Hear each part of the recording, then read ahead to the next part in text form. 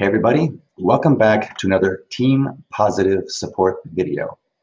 Now this is part 2 in a series in dealing with distress.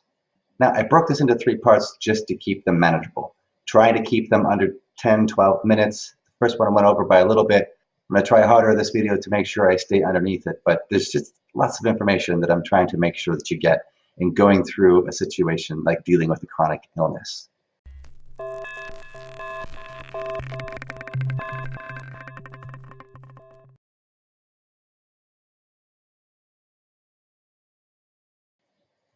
Now, if you remember the first section, I went through and we dove into coming to terms with your mind. Most importantly, I was dealing with the number one job of the thinking mind, or the number one job of the mind, which was, of course, solving problems. Then I moved into an exercise and a theme in and of itself, and that was noticing what you buy into. That is, noticing the thoughts that you have, putting them out on that worksheet, that was the exercise, putting them down on a piece of paper, and then looking at them, and with your values, beginning to estimate and to judge which one of these thoughts do I want to buy? Which one of these thoughts for sale do I want to buy? Now, just like the previous videos, at the end of this video, I'm going to make sure that I give you a quick technique to help you to deal with distress, to deal with anxiety at the end of this. So stick around. I think you're going to find the middle component is also very much a technique and is useful nonetheless. Now, this is something that I utilize across the board, especially in dealing with those all or nothing type thoughts. So it still ties back to the whole coming to terms with your mind and understanding that component. So it's important that you have watched that video first. And then, of course, using the, am I going to buy that thought? Well, now we're going to actually process if that thought isn't true, if we can get away from that particular, thought, then it's possible to then find exceptions to our quote-unquote rules. So when we're overwhelmed, it's not unusual for us to begin to review our life and look back and be like, oh my gosh, it's always like this. I'm always messing things up. She's always messing things up. This pain is never going to go away. We catastrophize.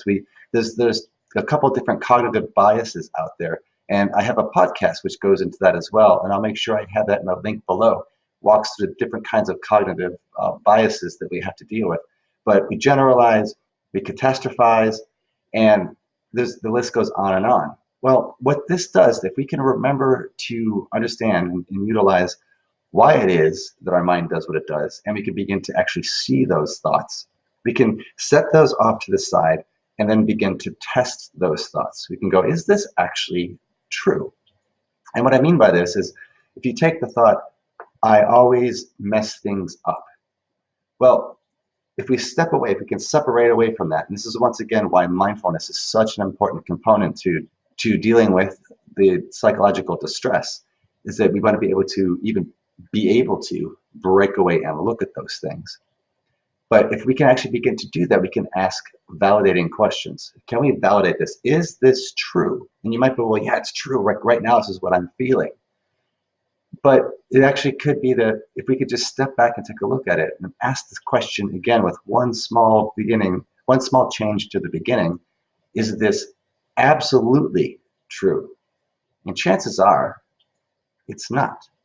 Okay, so where can we find an exception to the rule? Well, when I'm working with my patients, if that was the complaint, I'm always messing everything up, I'd ask them, okay, well, was there a place and time when you didn't? And then they start to, the little light bulb goes off, they start reviewing, like, well, good yesterday afternoon was actually a pretty good day. I didn't mess anything up. Like, okay, what were you doing then? Or if I get, he's always yelling, or he's always dodging the conflict, he's always dodging the situation. I was like, well, okay, what were you doing in that situation? And then, is that absolutely true? He's always dodging it? Well, no, I mean, he did listen to me, over the weekend, or he did listen to me last night, and this morning, surprise, surprise, it was all done. What was happening then? How did you deliver that? What was different in how you interacted with him that time? What were you doing there? What's the exception? And can that be utilized? Can that be generalized? Can we use this in more than one place? And it may have been that you did it last night because you were actually feeling like you're in a decent place, or you were just willing to accept the actual experience and went after a values-based committed action without even knowing that you did this. And there's all kinds of other videos that I have that delve into how to begin to do that. But just for the most part, what mattered? What drove you into that? But just to quickly sum it up, just think about the things that actually mattered, and are you willing to experience all the bodily sensations and the older memories, like he never listens, and yet engage with him as if he does? You might find an exception to the rule. So I think that kind of narrows it down. I'm giving you two examples, but what we want to do is we want to check for the all or nothings. We want to actually pull those away. We want to defuse, cognitive diffusion. We want to put it away out here so we can actually take a look at it and go, is this thing absolutely true? No, actually at this time, even if it was just for a minute or 2 minutes or 5 minutes, what was different? What were you doing that was different in that moment? That's the whole key to finding the exception. Now, finding the exception, though, we have to be able to create space so that the thinking mind, the automatic responses have a place to just rest for a second. We need to move back into that observing mind. And the best way to develop this strength to be able to notice those differences, once again, is through mindfulness.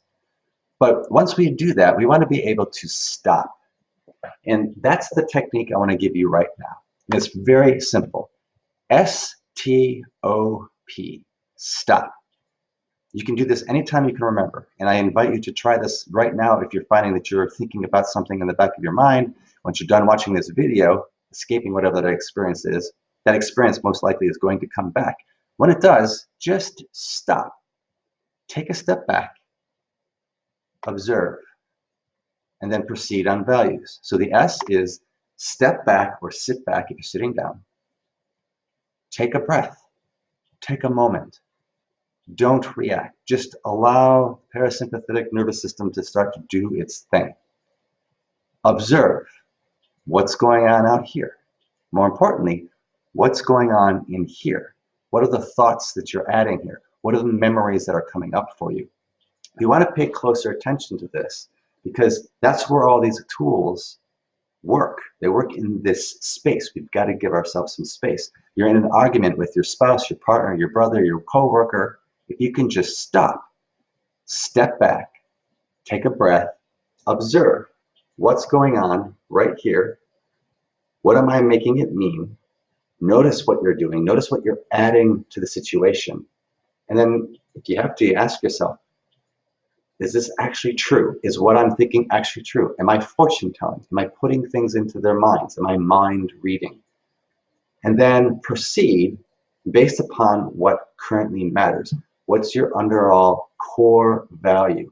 The thing that you can move towards that'll actually end up giving you a meaningful outcome, a meaningful, workable, usable outcome.